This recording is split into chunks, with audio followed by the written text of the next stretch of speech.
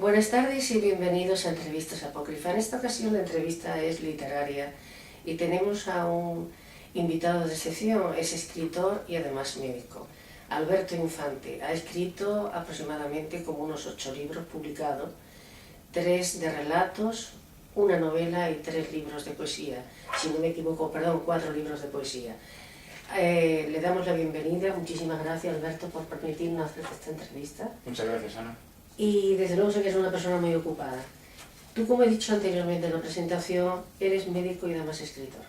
¿Cómo combinas esta doble cualidad de las dos profesiones que son aparentemente muy dispares, pero también están relacionadas con el humanismo? La respuesta corta a esa pregunta sería como puedo.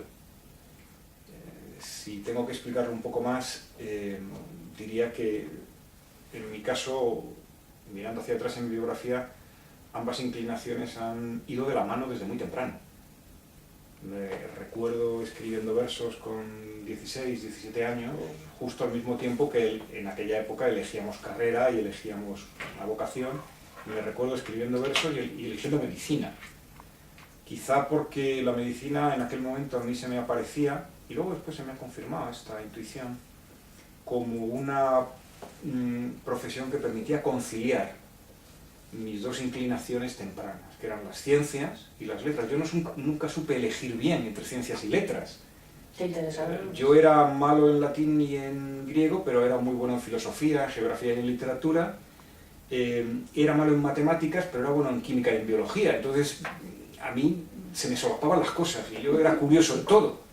Y la medicina, la verdad es que ha sido en ese sentido una profesión que me ha retribuido en ambos terrenos. Yo creo que permite, te ha dado materia, lo quiere hacer, desarrollar ambas avenidas del pensamiento y también del sentimiento y procurar conciliarlas relativamente bien.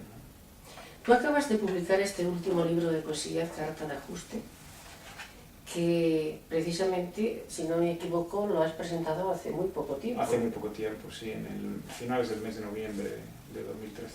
Como he dicho anteriormente, tú tienes 3 libros de relato, una novela y 4 libros de poesía. Sí, este es mi 4º libro de poesía. ¿Cómo te sientes más cómodo, escribiendo poesía o narrativa en general? Pues depende. Hay momentos en la vida en que me he sentido mucho más cómodo, de hecho en que he sido capaz solamente de escribir poesía. Yo empecé escribiendo versos, básicamente, y durante mucho tiempo me quedé ahí. Luego, más adelante, los poemas se me fueron alargando de una manera insensible. A veces se me prosificaban, a veces adquirían forma de relato corto, y empecé de hilo en ovillo a estirar esos relatos. Y descubrí una faceta nueva de carácter narrativo, pero debo decir que mi primer relato terminado, el que yo me sentí satisfecho, que está publicado, por cierto, no lo escribí hasta muy tarde, allá por el año 1991 o 1992. También debo decir que de toda la poesía que escribí antes de esa fecha, sobrevivió muy poca a mi propia capacidad crítica, ¿no? Han madurado a la vez, de alguna forma, han madurado a la vez, ya tardíamente, las dos habilidades. De manera que cuando yo me fui a vivir a América, donde estuve 8 años, seguí escribiendo poesía, pero sobre todo escribí relato. Y al regresar a España, ya por 2002, vine con mucho relato y mucha poesía guardada, con mucho fondo de armario, como se dice ahora.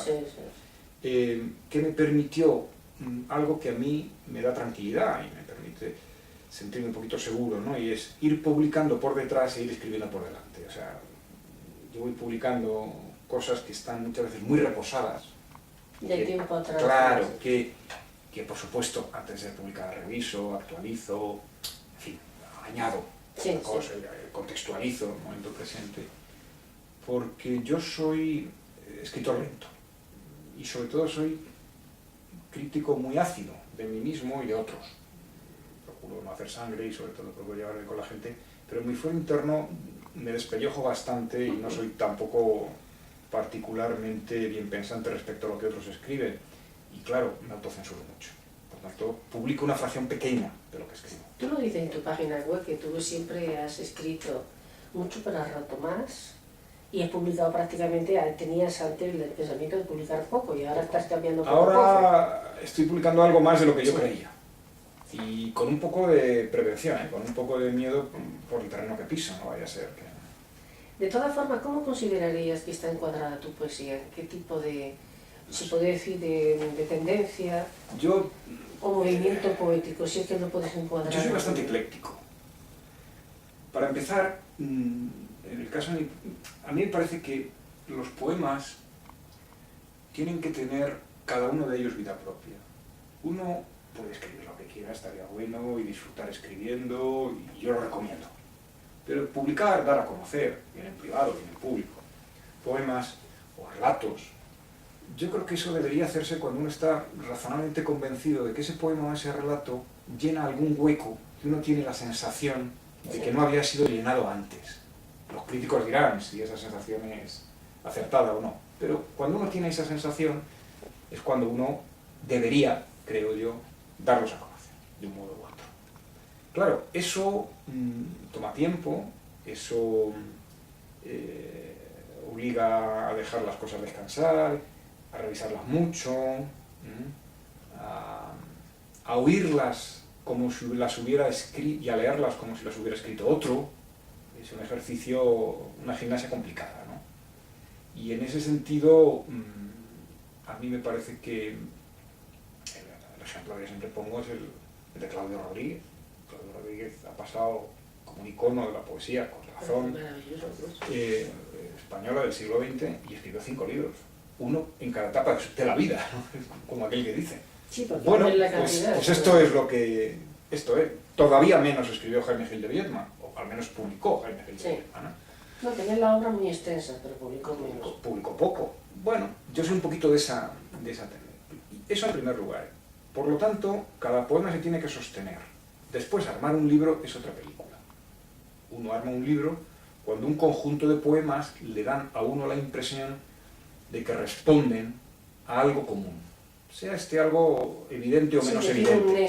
Pero para el autor tienen un nexo. Eso es un trabajo adicional.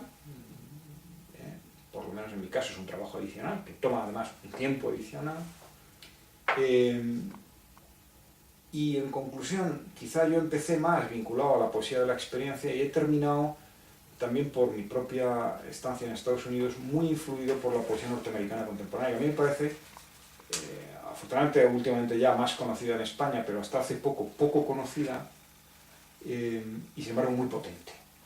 Es una poesía que incorpora muchas cosas, incorpora elementos del periodismo, incorpora elementos de la psicología, incorpora elementos del estructuralismo lingüístico, incorpora elementos históricos. Es una poesía que compone productos poéticos muy polivalentes con materiales de diverso origen, donde la gracia poética y donde la originalidad poética cuentan mucho. Ser original en poesía a mí me parece un valor. En el arte en general. Un valor. O sea, usted, ser original implica arriesgarse. Implica en ocasiones correr el riesgo de equivocarse.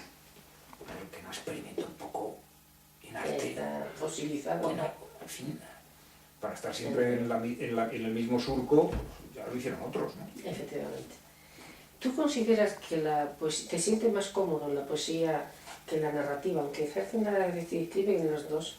¿Cuál de ellos son los dos?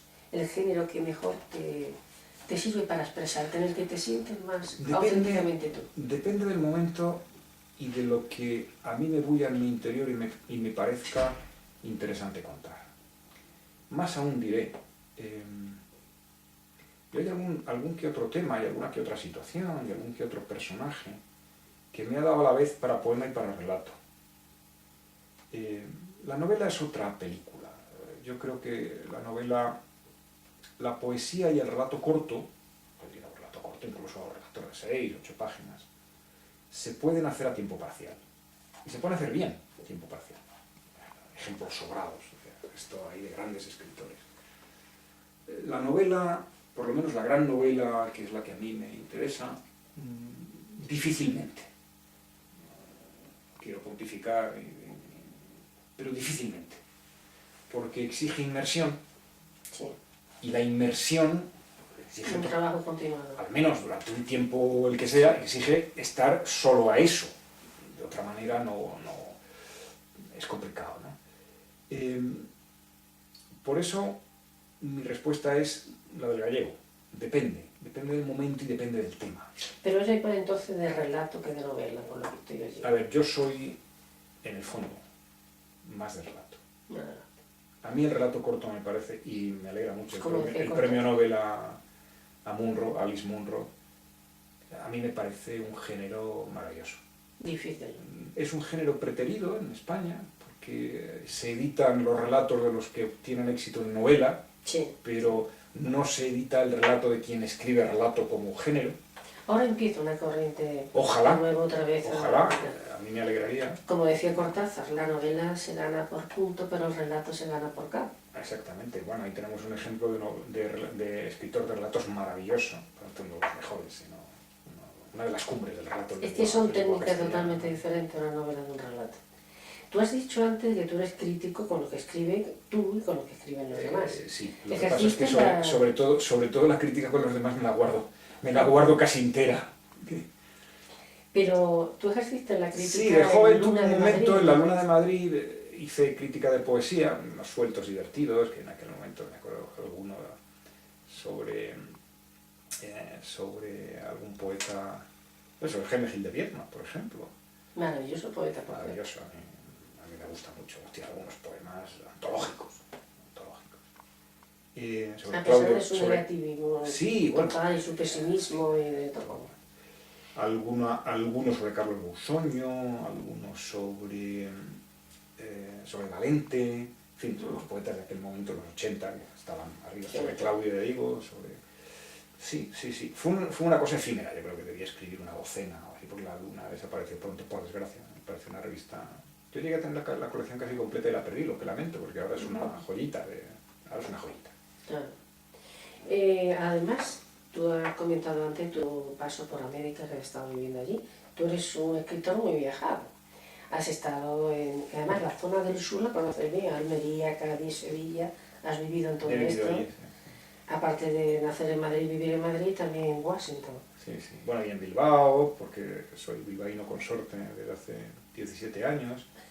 Y en las Américas, pues prácticamente del Canadá a la Patagonia, sí. ¿Te sentías, de qué países, ya has dicho, en América te atrae la literatura americana del siglo XX, es decir, la actual, o más la del siglo XX o anterior? No, hombre, a mí los grandes escritores latinoamericanos del llamado boom... Sí, de lo del realismo más... La mayoría me gustan mucho, la mayoría, como todo, pues hay cosas que me gustan más y otras que me gustan menos, pero me parece que han renovado el lenguaje y temática en lengua castellana, hay que agradecérselo muchísimo. Creo que algunas de las grandes novelas que pasaron a la historia, 100 años de soledad... y el coronel no tiene quien le escriba. El coronel no tiene quien le escriba. Que el propio García Márquez decía... El amor en los tiempos del cólera. También. García Márquez comentaba que por el coronel no tiene quien le escriba, a él se hubiera dado a sí mismo el premio Nobel. Bueno, sí, ya cada uno, en fin, la modestia es una pequeña novela, pero es una muy extendida. Entre escritores la modestia se sabe que es una virtud extendidísima. Pero vamos, hay grandes escritores, aparte de Gabo, ¿no? Y aparte de Marito, yo creo que Onetti... ¿Y de los norteamericanos? ¿Cuál era? Madre